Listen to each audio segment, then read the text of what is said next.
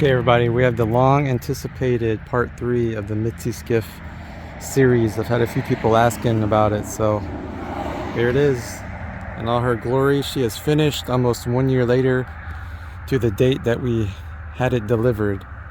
And I'm just going to do a walk around of what all we did over this past year, everything we added to the boat. And the first thing you might notice is it's on a trailer now. So went all the way to Louisiana to get this trailer. Trailers of Louisiana, about 12-hour drive. It's a Diamond City trailer. It's a aluminum trailer, super nice, super light. It's got the plastic covering on the bunks, which are pretty nice, better than carpet, I would say. Makes the boat slide pretty easily. And you might notice it also has a extremely long tongue on it, which wasn't planned, but turned out to be a positive because it actually makes it where you don't have to back down into the water nearly as far down the ramp. So pretty nice. And I'll just do some more overview of the trailer here. Got the spare tire. Also, it's got the Vortex hubs. Supposedly these are maintenance free for 100,000 miles or 6 years, whichever comes first. So we'll see how those work out, but so far so good on those. We still have a little bit of planning to do on the side poles and everything. We just kind of threw those on for now to keep us lined up when loading, but we'll see what we want to do with those. But I'm just going to start at the back of the boat and just go through it, everything we did, everything that's on the boat here. Starting 2023 Tohatsu 40 horsepower 4-stroke. I really like it. I like the gray crown on it, kind of matches all the gray on the boat. And I'll try to insert a clip of it starting and running. Atlas micro jack plate.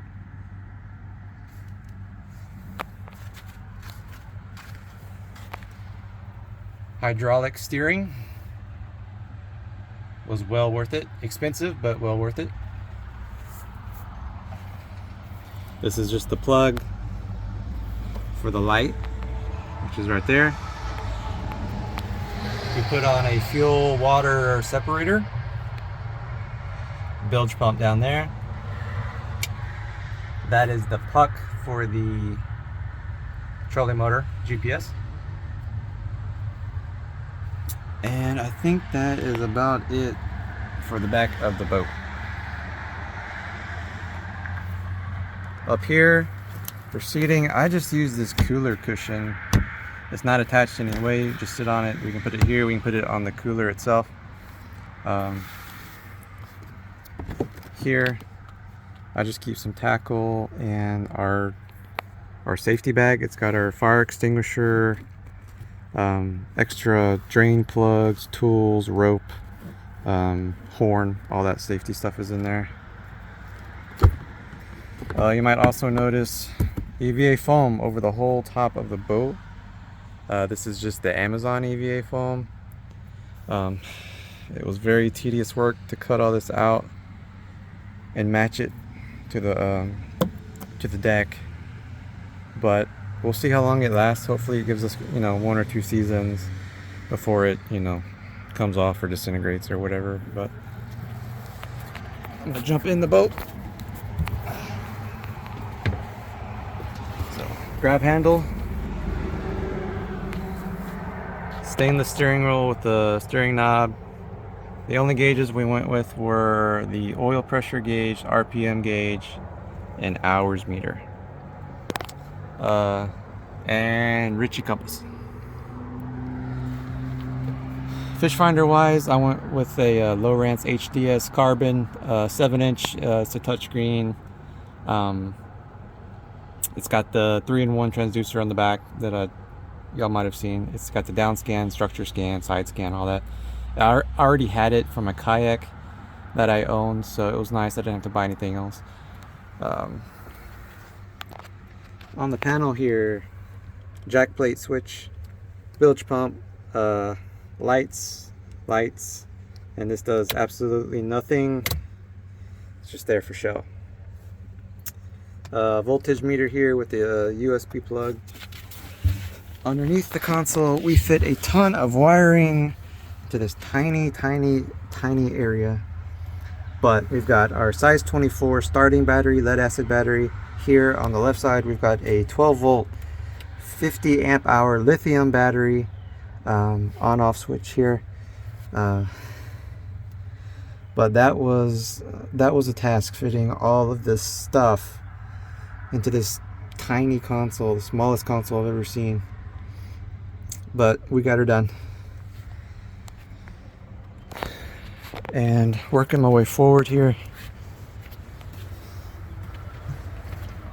we went with a large cooler. This is an Arctic 52 quart ultralight, pretty much because we wanted to be able to fit, you know, big redfish in here.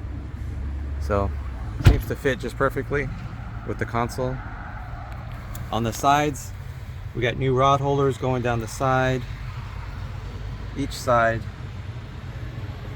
and then new rod tubes right here on each side.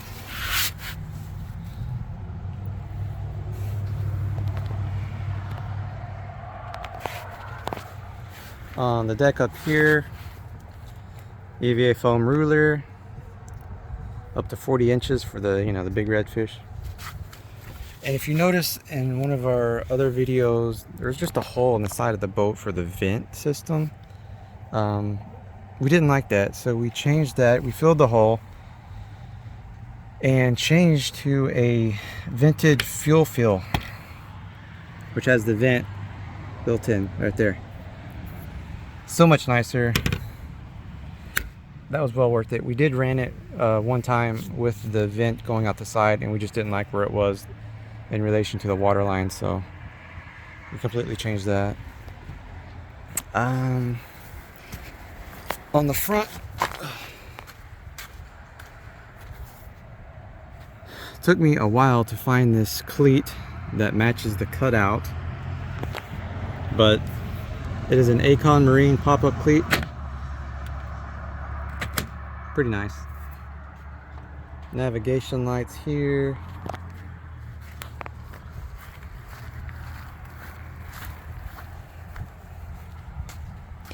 And we have a drain for the cleat cup right here. Underneath the bow, we've got a 12-gallon gas tank. We'll never run out of gas. Left side, we've got a 12 volt, 100 amp hour lithium battery to power the trolling motor. It's performed very well so far. We've ran this trolling motor on anchor mode pretty much all day long, like 8 hours, and still come home with 75% power. In the very front there, got a NOCO 3-bank charger. Charges both our lithium batteries and our house battery when we plug it in. It's very nice. It's got settings for AGM batteries, lithium batteries, and lead acid batteries. The only other thing in here was the cup for the cleat, which is right there. So that goes under the cleat, drains the water out to the deck. And the plug for the charger is right here. Just come home, plug it in, call it good. Trolling motor wise, we went with a Minn Kota Tarova. This is the 12 volt 55 pound thrust model. It was worth every penny. It's got the spot lock, anchor mode, all that. If you've never had it, once you have it, you'll never go back without it. We added this trolling motor head support here. It's just a rail blazer mount for traveling down the highway. It keeps it from bouncing up and down.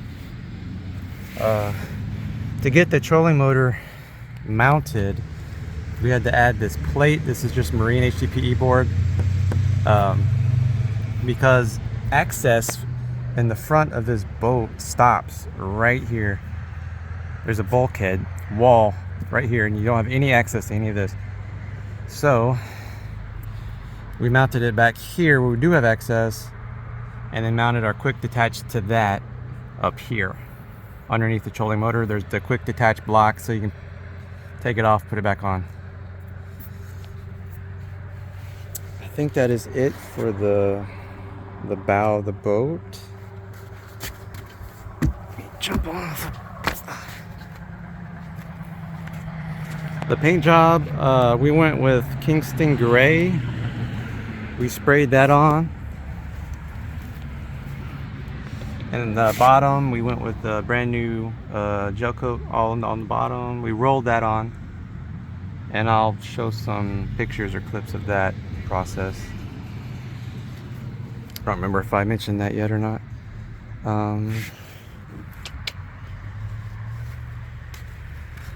Rod holder, don't think I mentioned that.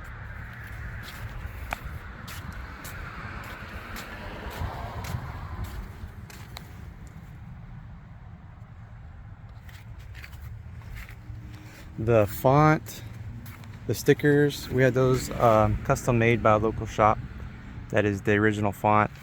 And then the registration stickers, we also had them make those as well, which is the same font, so it matches the Mitzi stickers.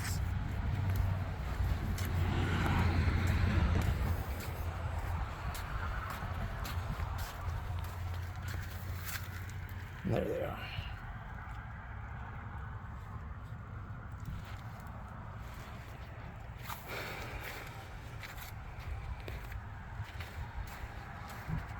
And I think that's about it. Not much to it. It's still a simple skiff. If you have any questions about anything we did to the boat, anything we put on the boat, any of the products we used, just leave me a comment, let me know, and I'll get back to you. If you enjoyed the video, enjoyed the build, enjoyed the series, I'd appreciate it if you'd like or subscribe, even better. I'm trying to get to 500 subscribers by the end of the year. I think I'm sitting at like 172 right now. I know it's just a small channel, but I am trying to build it up a little bit. Anyone who subscribes, I do subscribe back every time. So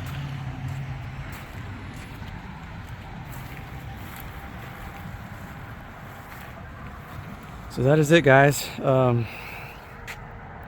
We've taken it out 2 or 3 times so far. I'll get some footage of it on the water. I'll get the top speed, all of that posted, some fishing footage. Yeah, we're gonna have fun with it. Of course, it's 115 degrees right now, so as soon as it gets a little bit cooler, we'll be taking it out quite a bit. But thank y'all for watching. Take care.